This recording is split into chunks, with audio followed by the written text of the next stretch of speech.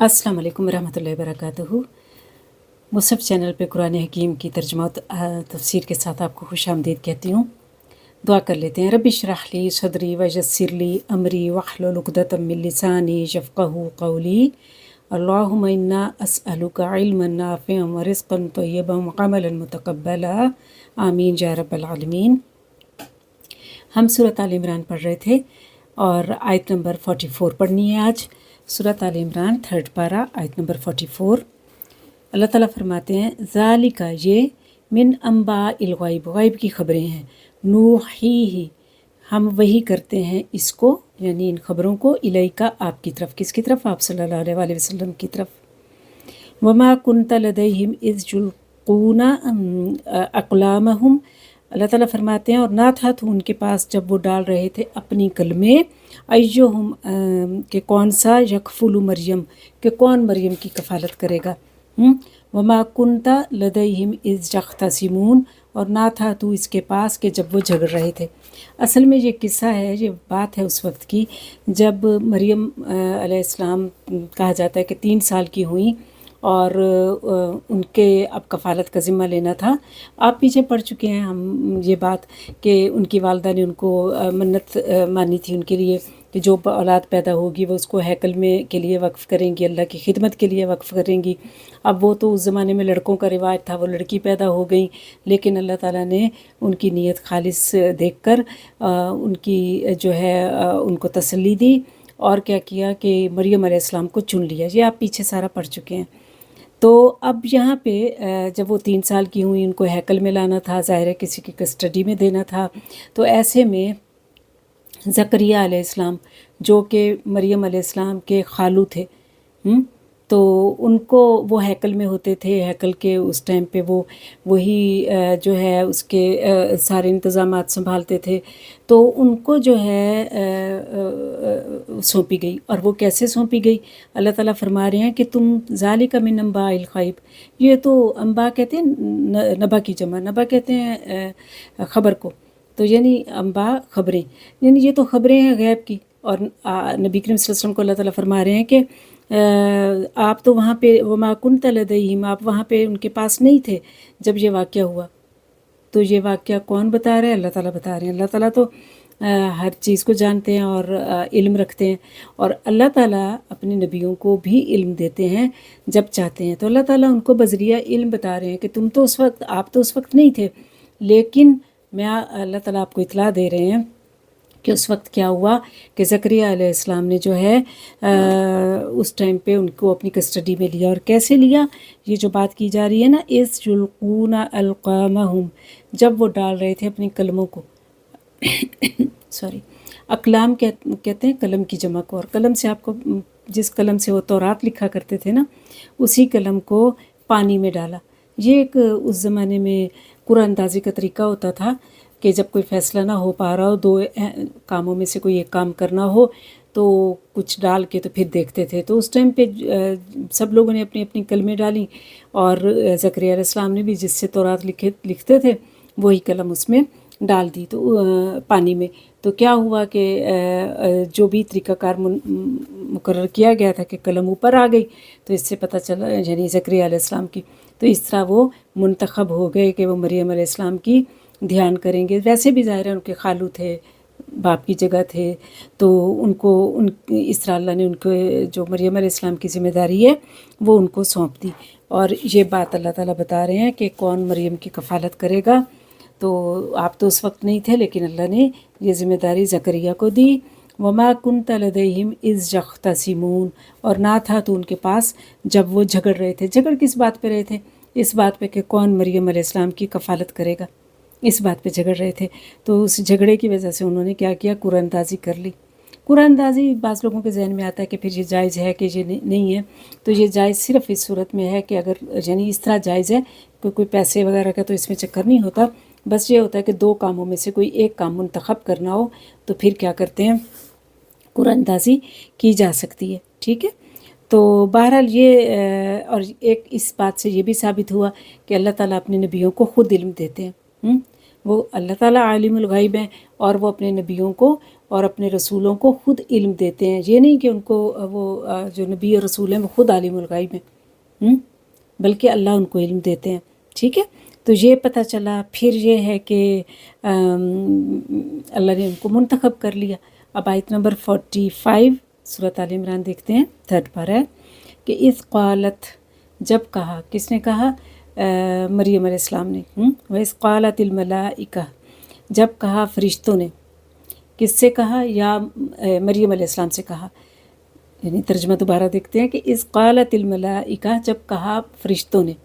किसको कहा? मरियम को। या मरियम, ए मरियम, इन्नल्लाह, बेशक अल्लाह ताला, युबश्शिरुकी बिकलिमतिम मिन, खुशखबरी देता है तुमको एक कलिमे की।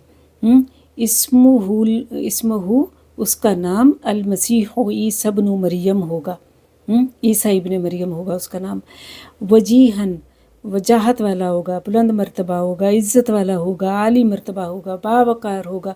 ये सब मानी बनते हैं वजीह के। फिर दुनिया वाल आखिरत, दुनिया में भी और आखिरत में भी। वमिनल मुकर्रबीन, और अल्लाह के मतलब मुकर्रब लोगों में से होगा, मतलब अल्लाह के मुकर्रब लोगों में से होगा।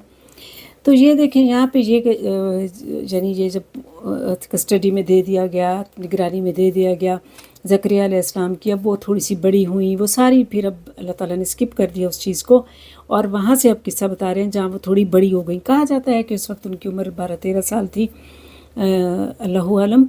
तो बहरहाल जब वो बड़ी हो गई तो फरिश्ता हाजिर हुआ और उन्होंने कहा कि ए मरियम, अल्लाह ताला तुम्हें खुशखबरी देता है किसकी? एक कलिमे की। और ये किसकी असल में खुशखबरी दी जा रही थी? एक बेटे की। फिर उसका नाम भी बताया कि उसका नाम क्या होगा? ईसा, ईसा इब्ने मरियम। और वो बहुत वजाहत वाला होगा। खुशखबरी ये दी जा रही थी, वो वजाहत वाला भी होगा, बावकार भी होगा दुनिया और आखिरत में, और अल्लाह का मुकर्रब भी होगा। ठीक है, तो ये बताया जा रहा है। तो यहाँ पे देखते हैं कि जो ईसा अलैहिस्सलाम थे वो अल्लाह ताला के कलमा कुन से पैदा हुए थे। और ये जो लफ्ज़ मसीह, ये मसा से निकला है।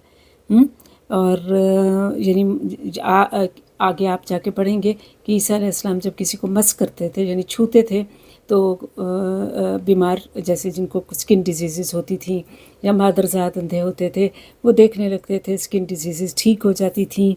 तो इसलिए, और दूसरा इसका एक मसला सियाहत से भी निकला है, यानी बहुत ज़्यादा सियाहत करने वाला। तो असल में ईसा अलैहिस्सलाम ने 3 साल तबलीग की थी और घूम फिर कर की थी, एक जगह रुक के नहीं। उनकी तबलीग मुख्तलिफ़ इलाक़ों में वो घूम फिर कर करते थे, इस वजह से भी उनको मसीह कहा गया। आपने एक लफ्ज़ सुना होगा, मसीह दज्जाल। उस दज्जाल तो कहते हैं ना सबसे बड़े झूठे को, और मसीह इसलिए कि वो भी घूमेगा पूरी दुनिया में। तो इसलिए तो बहरहाल अल्लाह ताला ने ये बड़ी खुशखबरी दी उनको कि एक औलाद होगी, जो कि और ये भी बता दिया कि वो किसी मर्द से नहीं होगी, ईसा इब्ने मरियम, वरना तो बाप का नाम लिया जाता है ना। तो ये देखें, ईसा इब्ने मरियम यानी मरियम का बेटा। ठीक है, और अल्लाह के नेककारों में से होगा, नेक बंदों में से होगा। तो ये चीज़ें बताई गई।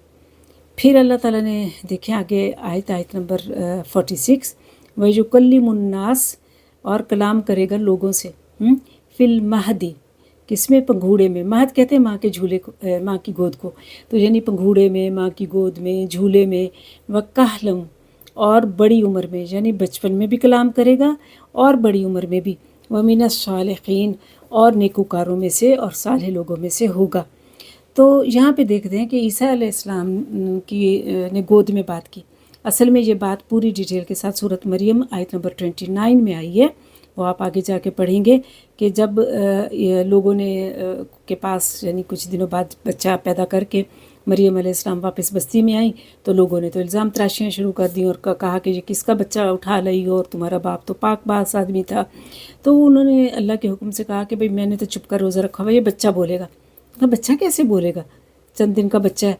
तो फिर ईसा अलैहिस्सलाम ने गोद में कलाम किया, चंद दिन के बच्चे थे। कहा कि मैं अल्लाह का बंदा हूँ, मुझे किताब दी गई है और मुझे बाबरकत बनाया गया है, और मुझे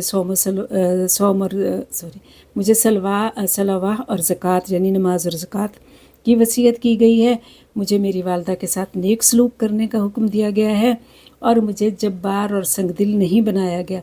سلامتی ہو اس دن پر جس دن میں پیدا ہوا اور جس دن میں مروں گا اور جس دن میں دوبارہ اٹھایا جاؤں گا۔ یہ حضرت عیسیٰ کی حقیقت تھی جو انہوں نے کیا کر دیا، چھوٹے سے جب وہ چند دن کے تھے انہوں نے جو ہے بتا دیا۔